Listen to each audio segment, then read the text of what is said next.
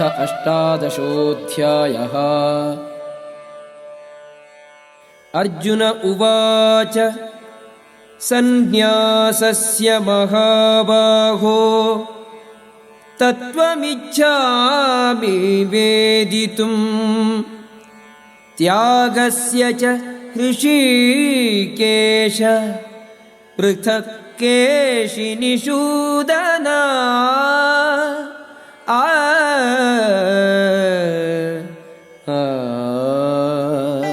Arjuna said, O mighty armed one, I wish to understand the purpose of renunciation, Tyaga, and of the renounced order of life, Sannyasa, O killer of the Keshi demon, master of the senses. Shri Bhagavanuvacha Kamyanam Karmanam Nyasam Sannyasam Kavayo Viduhu Sarva Karma Phalatyagam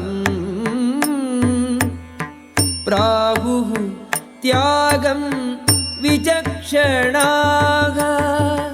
The Supreme Personality of Godhead said, the giving up of activities that are based on material desire is what great learned men call the renounced order of life, sannyasa. And giving up the results of all activities is what the wise call renunciation, tyaga. Tyajyam doshavarithyeke karma prahuho manishinaha yajnadana tapakarma natyajyam iti chapare. Some learned men declare that all kinds of fruitive activities should be given up as faulty. Yet other sages maintain that acts of sacrifice, charity and penance should never be abandoned.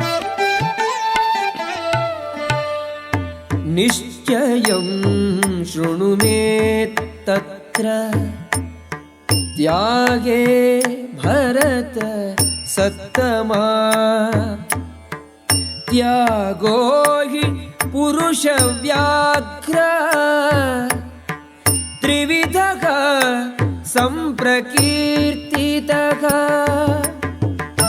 O best of the Bharatas, now hear my judgment about renunciation, O tiger among men. Renunciation is declared in the scriptures to be of three kinds.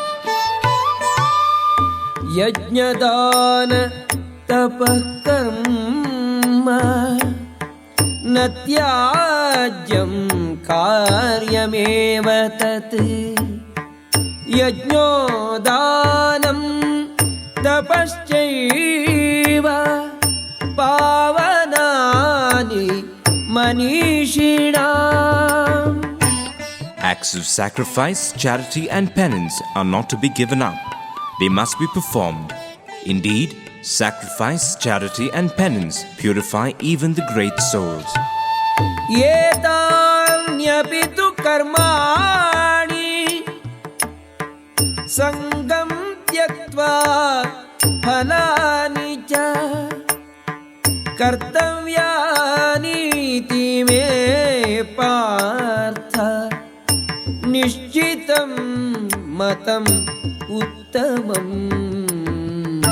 All these activities should be performed without attachment or any expectation of result. They should be performed as a matter of duty, O son of Pritha. That is my final opinion. Niyatasya tu sannyasaha karmano nopapadyate mohatasya parityagaha tamasaha parikirtitaha. Prescribed duties should never be renounced. If one gives up his prescribed duties because of illusion, such renunciation is said to be in the mode of ignorance. Dukkhamityeva yat karma kaya klesha bhayat tyajet sakritva राजसं त्यागं नैव त्यागफलं लभेत्. Anyone who gives up prescribed duties as troublesome or out of fear of bodily discomfort is said to have renounced in the mode of passion. Such action never leads to the elevation of renunciation. कार्यमित्येव यत्कर्म नियतं क्रियते अर्जुन. संगं त्यक्त्वा फलं चैव सत्यागः सात्विको मतः. O Arjuna, when one performs his prescribed duty only because it ought to be done and renounces all material association and all attachment to the fruit, his renunciation is said to be in the mode of goodness. नद्वेष्ट्य कुशलं कर्म कुशले नानुषज्यते. त्यागी सत्त्वसमाविष्टो मेधावी छिन्न संशयः. The intelligent renouncer situated in the mode of goodness, neither hateful of inauspicious work nor attached to auspicious work, has no doubts about work.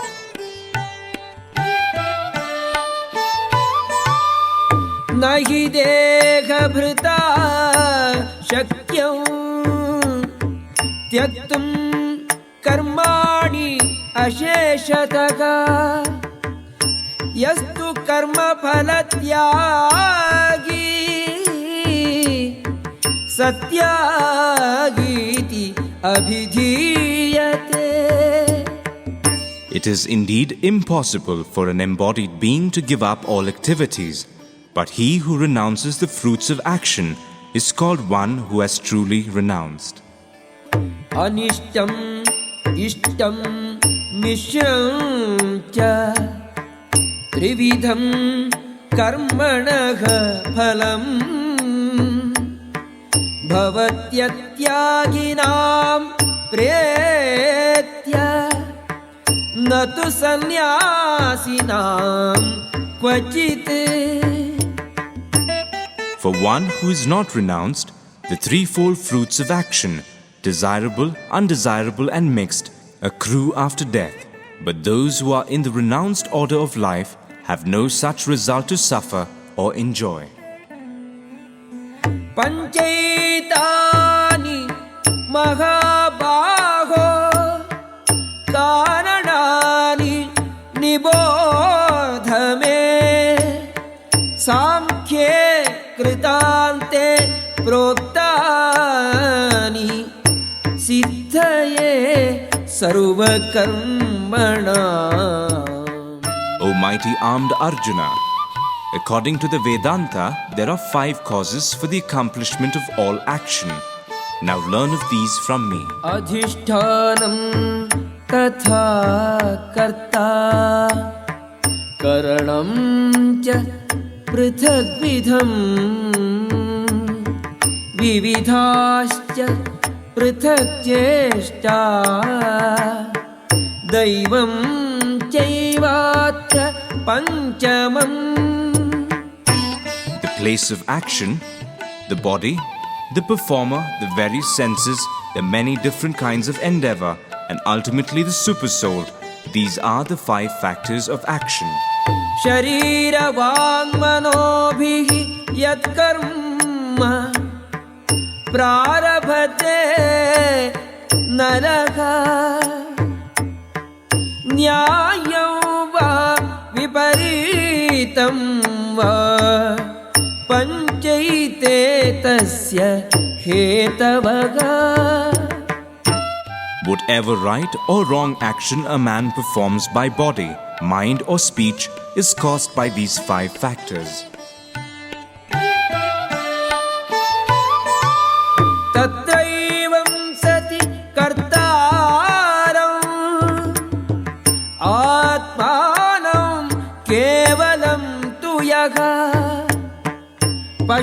सत्यकृतबुद्धित्वात्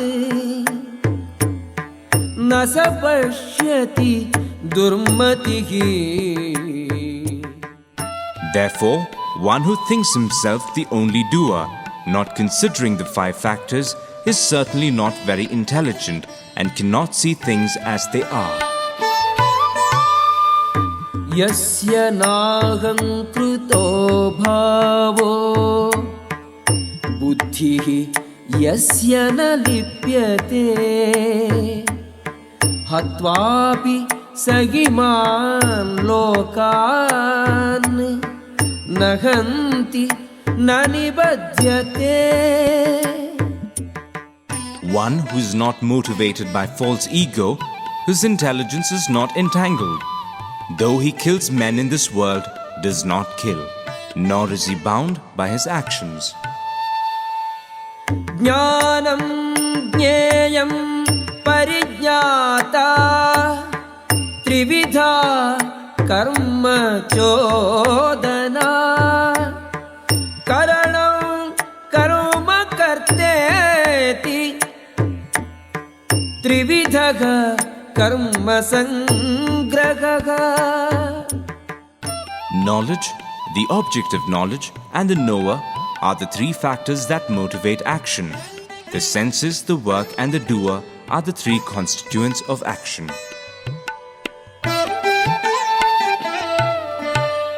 ज्ञानं कर्म च कर्ता च त्रिधैव गुणभेदतः प्रोच्यते गुणसंख्याने यथावत् शृणु तान्यपि. According to the three different modes of material nature, there are three kinds of knowledge, action, and performer of action. Now hear of them from me. सर्वभूतेषु येनैकं भावम् अव्ययम् ईक्षते अविभक्तं विभक्तेषु तज्ज्ञानं विद्धि सात्विकम्. That knowledge by which one undivided spiritual nature is seen in all living entities, though they are divided into innumerable forms, you should understand to be in the mode of goodness. पृथक्त्वेन तु यज्ञानं नानाभावान् पृथग्विधान् वेत्ति सर्वेषु भूतेषु तज्ज्ञानं विद्धि राजसम्. That knowledge by which one sees that in every different body there is a different type of living entity, you should understand to be in the mode of passion. यत्तु कृष्णवदेकस्मिन् कार्ये सक्तम् अहैतुकम् अतत्त्वार्थवदल्पम् च तत्तामसम् उदाहृतम्. And that knowledge by which one is attached to one kind of work as the all in all, without knowledge of the truth, and which is very meager, is said to be in the mode of darkness. नियतं संगरहितम् अरागद्वेषतः कृतम् अफलप्रेप्सुना कर्म यत्तत् सात्विकम् उच्यते. That action which is regulated and which is performed without attachment, without love or hatred, and without desire for fruitive results is said to be in the mode of goodness. यत्तु कामेप्सुना कर्म साहंकारेण वा पुनः क्रियते बहुलायासं तद्राजसम् उदाहृतम्. But action performed with great effort by one seeking to gratify his desires and enacted from a sense of false ego is called action in the mode of passion. अनुबन्धं क्षयं हिंसाम् अनवेक्ष्य च पौरुषं मोहादारभ्यते कर्म यत्तत्तामसम् उच्यते. That action performed in illusion, in disregard of scriptural injunctions and without concern for future bondage, or for violence or distress caused to others, is said to be in the mode of ignorance. Mukta sango anaham vadi dhrityutsaha samanvitaga siddhya siddhyo niruvikaraga karta satvika uchyate. One who performs his duty without association with the modes of material nature, without false ego, with great determination and enthusiasm, and without wavering in success or failure, is said to be a worker in the mode of goodness. Ragi karma phala prepsuhu lubdho himsatmako ashuchihi harsha shokanvitaha karta rajasaha parikirtitaha. The worker who's attached to work and the fruits of work, desiring to enjoy those fruits, and who is greedy, always envious, impure, and moved by joy and sorrow, is said to be in the mode of passion. Ayuktaha prakritaha stabdhaha shatho anaishkritiko alasaka vishadi dirghasutri cha karta tamasa uchyate. The worker who's always engaged in work against the injunctions of the scripture, who is materialistic, obstinate, cheating and expert in insulting others, and who is lazy, always morose and procrastinating, is said to be a worker in the mode of ignorance.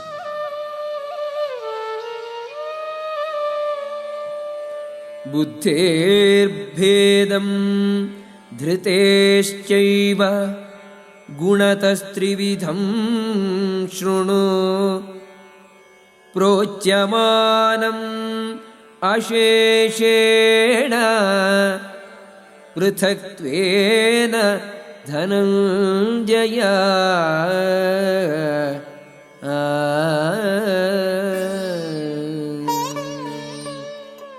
O winner of wealth, now please listen as I tell you in detail of the different kinds of understanding and determination according to the three modes of material nature.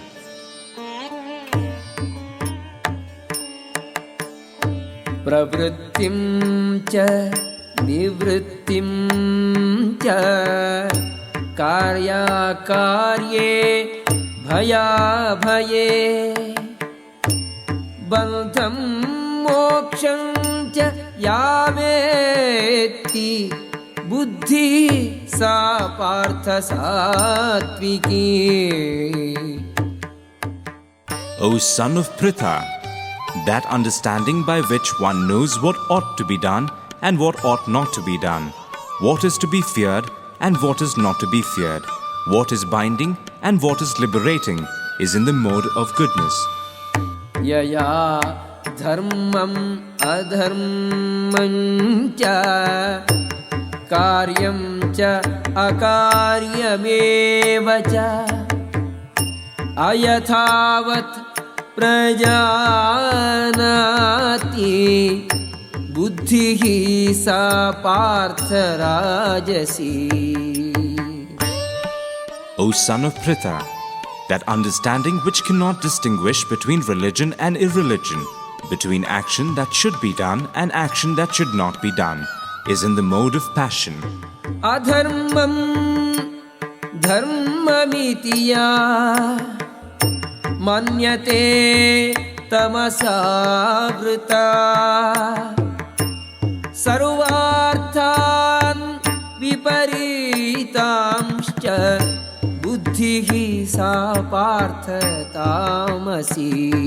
That understanding which considers irreligion to be religion and religion to be irreligion under the spell of illusion and darkness and strives always in the wrong direction, O Partha, is in the mode of ignorance. धृत्यायया धारयते मनः प्राणेन्द्रियक्रियाः योगेनाव्यभिचारिण्या धृतिः सा पार्थ सात्विकी. O son of Pritha, that determination which is unbreakable, which is sustained with steadfastness by yoga practice, and which thus controls the activities of the mind, life and senses, is determination in the mode of goodness. यया तु धर्मकामार्थान् धृत्या धारयतेऽर्जुन प्रसङ्गेन फलाकाङ्क्षी धृतिः सा पार्थ राजसी. But that determination by which one holds fast to fruitive results in religion, economic development and sense gratification is of the nature of passion, O Arjuna. यया स्वप्नं भयं शोकं विषादं मदमेव च न विमुञ्चति दुर्मेधा धृतिः सा पार्थ तामसी. And that determination which cannot go beyond dreaming, fearfulness, lamentation, moroseness and illusion, such unintelligent determination, O son of Pritha, is in the mode of darkness. सुखं त्विदानीं त्रिविधं शृणु मे भरतर्षभा अभ्यासात् रमते यत्र दुःखान्तं च निगच्छति. O best of the Bharatas, now please hear from me about the three kinds of happiness by which the conditioned soul enjoys and by which he sometimes comes to the end of all distress. यत्तदग्रे विषमिव परिणामे अमृतोपमम् तत्सुखं सात्विकं प्रोक्तम् आत्मबुद्धिप्रसादजम्. That which in the beginning may be just like poison, but at the end is just like nectar, and which awakens one to self-realization, is said to be happiness in the mode of goodness. विषयेन्द्रिय संयोगात् यत्तदग्रे अमृतोपमम् परिणामे विषमिव तत्सुखं राजसं स्मृतम्. That happiness which is derived from contact of the senses with their objects and which appears like nectar at first but poison at the end is said to be of the nature of passion. यदग्रे चानुबन्धे च सुखं मोहनम् आत्मनः निद्रालस्य प्रमादोत्थं तत्तामसमुदाहृतम्. And that happiness which is blind to self-realization, which is delusion from beginning to end, and which arises from sleep, laziness, and illusion, is said to be of the nature of ignorance. न तदस्ति पृथिव्यां वा दिवि देवेषु वा पुनः सत्वं प्रकृतिजैर्मुक्तं यदेभिः स्यात् त्रिभिर्गुणैः. There is no being existing either here or among the demigods in the higher planetary systems which is freed from these three modes born of material nature.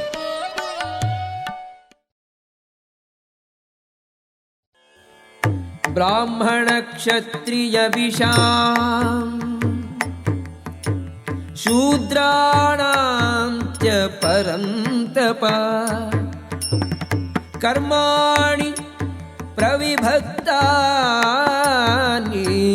स्वभाव प्रभवैर्गुणैः. Brahmanas, Kshatriyas, Vaishyas, and Shudras are distinguished by the qualities born of their own natures in accordance with the material modes, O chastiser of the enemy. शमोदमः तपः शौचं क्षान्तिरार्जवमेव च ज्ञानं विज्ञानमास्तिक्यं ब्रह्मकर्म स्वभावजम्. Peacefulness, self-control, austerity, purity, tolerance, honesty, knowledge, wisdom and religiousness. These are the natural qualities by which the Brahmanas work. शौर्यं तेजो धृतिः दाक्ष्यं युद्धे चाप्यपलायनं दानम् ईश्वरभावश्च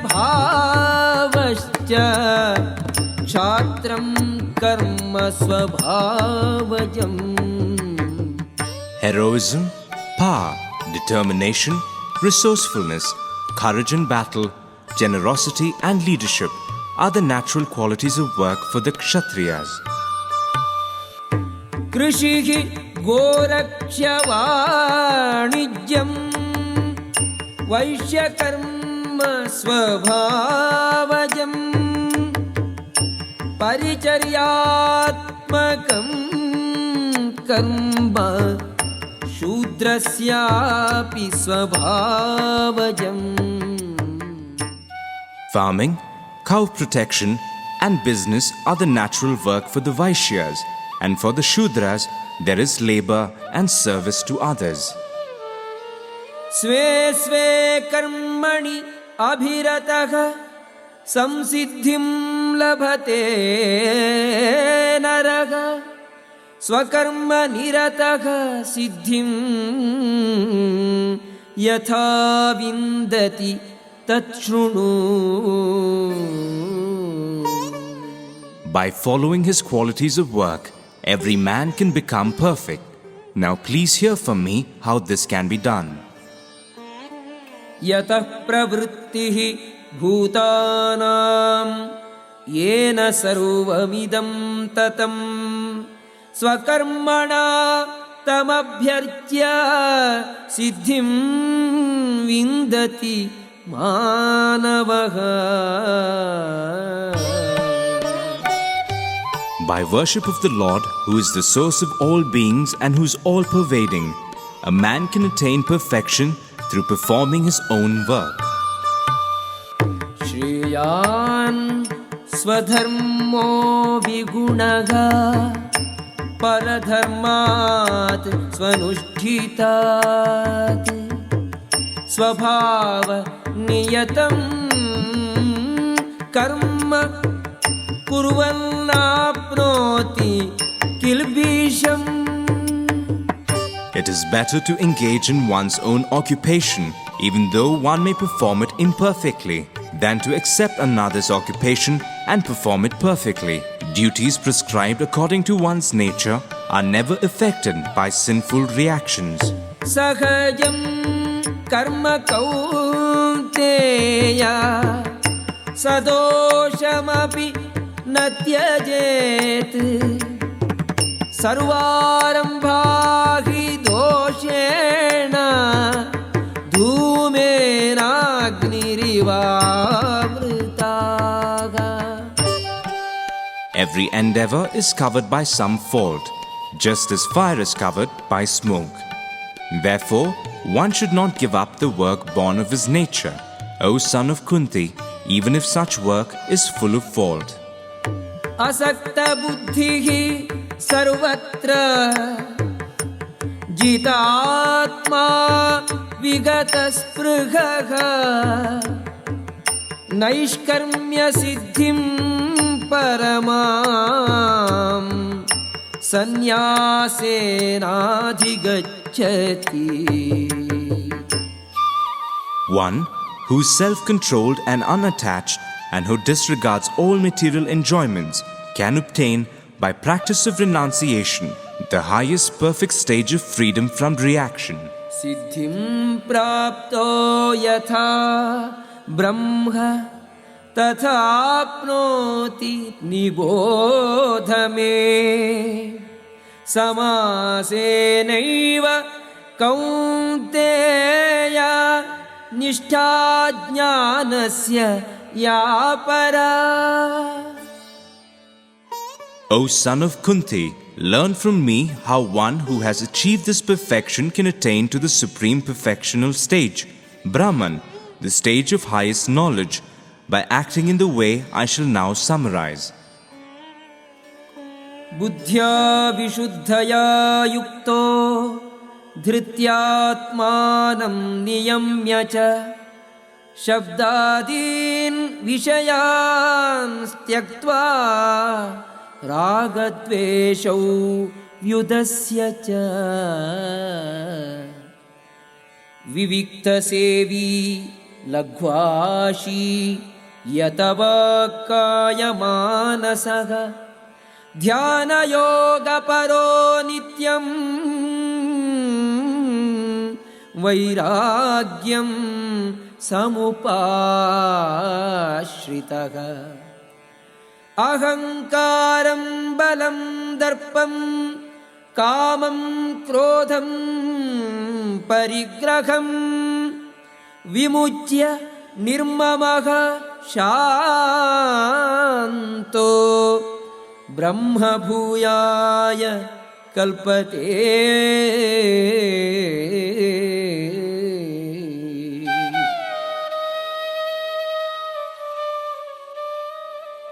Being purified by his intelligence and controlling the mind with determination, giving up the objects of sense gratification, being freed from attachment and hatred, one who lives in a secluded place, who eats little, who controls his body, mind and power of speech, who is always in trance and who is detached, free from false ego, false strength, false pride, lust, anger and acceptance of material things, free from false proprietorship and peaceful.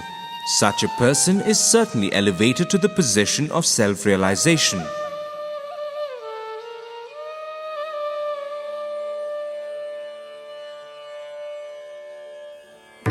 ब्रह्मभूतः प्रसन्नात्मा न शोचति न काङ्क्षति समः सर्वेषु भूतेषु मद्भक्तिं लभते पराम्. One who is thus transcendently situated at once realizes the Supreme Brahman and becomes fully joyful. He never laments or desires to have anything. He is equally disposed toward every living entity. In that state, he attains pure devotional service unto me. Bhaktya mam abhijanati यावान्यश्चास्मि तत्त्वतः ततो मां तत्त्वतो ज्ञात्वा विशते तदनन्तरम्.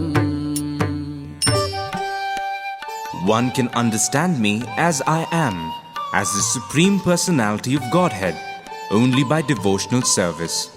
And when one is in full consciousness of me by such devotion, he can enter into the kingdom of God. सर्वकर्माण्यपि सदा कुर्वाणो मद्व्यपाश्रयः मत्प्रसादात् अवाप्नोति शाश्वतं पदमव्ययम्. Though engaged in all kinds of activities, my pure devotee, under my protection, reaches the eternal and imperishable abode by my grace. चेतसा सर्वकर्माणि मयि सन्न्यस्य मत्परः बुद्धियोगम् उपाश्रित्य मच्चित्तः सततं भव. In all activities, just depend upon me and work always under my protection. In such devotional service, be fully conscious of me. मच्चित्तः सर्वदुर्गाणि मत्प्रसादात् तरिष्यसि. अथ चेत्त्वम् अहङ्कारात् न श्रोष्यसि विनङ्क्ष्यसि. If you become conscious of me, you will pass over all the obstacles of conditioned life by my grace. If, however, you do not work in such consciousness but act through false ego, not hearing me, you will be lost. यदहङ्कारम् आश्रित्य न योत्स्ये इति मन्यसे मिथ्यैष व्यवसायस्ते प्रकृतिस्त्वां नियोक्ष्यति. If you do not act according to my direction and do not fight, then you will be falsely directed. By your nature, you will have to be engaged in warfare. स्वभावजेन Kaunteya निबद्धः स्वेन कर्मणा कर्तुं नेच्छसि यन्मोहात् करिष्यसि अवशोऽपि तत्. Under illusion, you are now declining to act according to my direction. But compelled by the work born of your own nature, you will act all the same, O son of Kunti. ईश्वरः सर्वभूतानां हृद्देशे अर्जुन तिष्ठति. भ्रामयन् सर्वभूतानि यन्त्रारूढानि मायया. The Supreme Lord is situated in everyone's heart, O Arjuna, and is directing the wanderings of all living entities, who is seated as on a machine made of the material energy. तमेव शरणं गच्छ सर्वभावेन भारत. तत्प्रसादात् परां शान्तिं स्थानं प्राप्स्यसि शाश्वतम्. O scion of Bharata, surrender unto him utterly. By his grace you will attain transcendental peace and the supreme and eternal abode. इति ते ज्ञानम् आख्यातम् गुह्यात् गुह्यतरम् मया विमृश्यैतत् अशेषेण यथेच्छसि तथा कुरु. Thus I have explained to you knowledge still more confidential. Deliberate on this fully, and then do what you wish to do. सर्वगुह्यतमम् भूयः शृणु मे परमं वचः. इष्टोऽसि मे दृढमिति ततो वक्ष्यामि ते हितम्. Because you are my very dear friend, I'm speaking to you my supreme instruction, the most confidential knowledge of all. Hear this from me, for it is for your benefit. मन्मना भव मद्भक्तो मद्याजी मां नमस्कुरु. मामे वैष्यसि सत्यं ते प्रतिजाने प्रियोऽसि मे.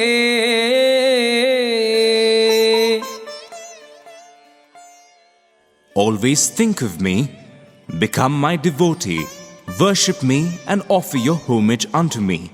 Thus you will come to me without fail. I promise you this because you are my very dear friend. सर्वधर्मान् परित्यज्य मामेकं शरणं व्रज. अहं त्वा सर्वपापेभ्यो मोक्षयिष्यामि मा शुचः. Abandon all varieties of religion and just surrender unto me. I shall deliver you from all sinful reactions. Do not fear. इदं ते नातपस्काय नाभक्ताय कदाचन न चाशुश्रूषवे वाच्यं न च मां योऽभ्यसूयति. This confidential knowledge may never be explained to those who are not austere or devoted or engaged in devotional service, nor to one who is envious of me. यैमं परमं गुह्यं मद्भक्तेषु अभिधास्यति. भक्तिं मयि परां कृत्वा मामेवैष्यति असंशयः.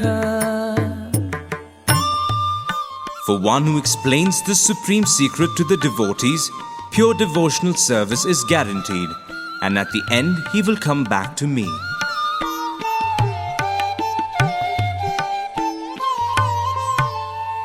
न च तस्मात् मनुष्येषु कश्चिन्मे प्रियकृत्तमः भविता न च मे तस्मात् अन्यः प्रियतरो भुवि. There is no servant in this world more dear to me than he, nor will there ever be one more dear. अध्येष्यते च य इमं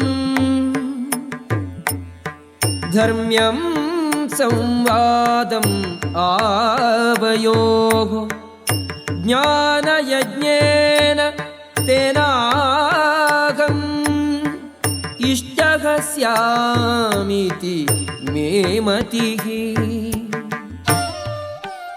And I declare that he who studies this sacred conversation of ours worships me by his intelligence. श्रद्धावान् अनसूयश्च शृणुयादपि यो नरः सोऽपि मुक्तः शुभान् लोकान् प्राप्नुयात् पुण्यकर्मणा. And one who listens with faith and without envy becomes free from sinful reactions and attains to the auspicious planets where the pious dwell. कच्चिदेतत् श्रुतं पार्थ त्वयैकाग्रेण चेतसा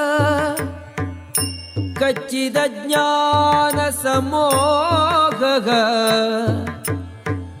प्रनष्टः ते Dhananjaya. O son of Pritha, O conqueror of wealth, have you heard this with an attentive mind? And are your ignorance and illusions now dispelled? Arjuna उवाच नष्टो मोहः स्मृतिर्लब्धा त्वत्प्रसादात् मयाच्युत स्थितोऽस्मि गतसन्देहः करिष्ये वचनं तव.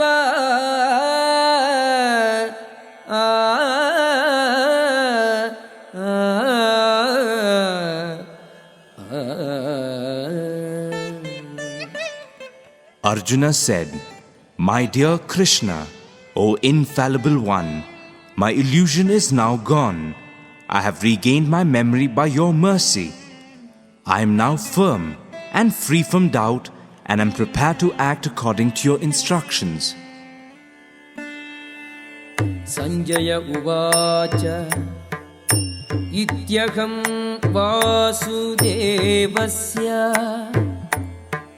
पार्थस्य च महात्मनः संवादम् इमम् अश्रौषम्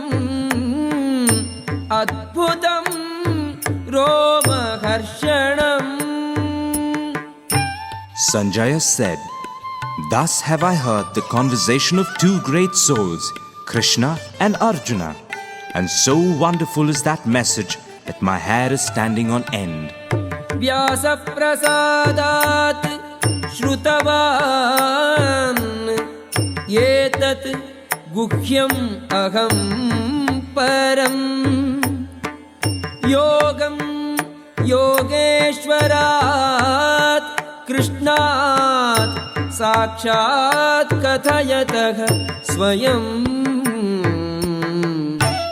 By the mercy of Vyasa, I've heard these most confidential talks directly from the master of all mysticism, Krishna, who was speaking personally to Arjuna. राजन् संस्मृत्य संवादम् इमम् अद्भुतम्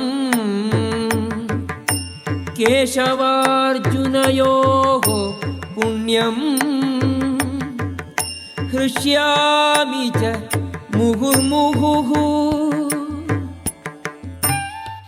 O King, as I repeatedly recall this wondrous and holy dialogue between Krishna and Arjuna, I take pleasure being thrilled at every moment. तच्च संस्मृत्य रूपम् अत्यद्भुतं हरेः विस्मयो मे महान् राजन्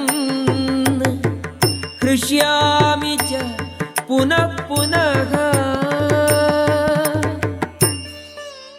O King, as I remember the wonderful form of Lord Krishna, I am struck with wonder more and more, and I rejoice again and again. यत्र योगेश्वरः कृष्णो यत्र पार्थो धनुर्धरः यत्र योगेश्वरः कृष्णो यत्र पार्थो धनुर्धरः तत्र श्रीः विजयो भूतिः ध्रुवानीतिः मतिर्मम तत्र श्रीः विजयो भूतिः ध्रुवा नीतिर्मतिर्मम आ आ आ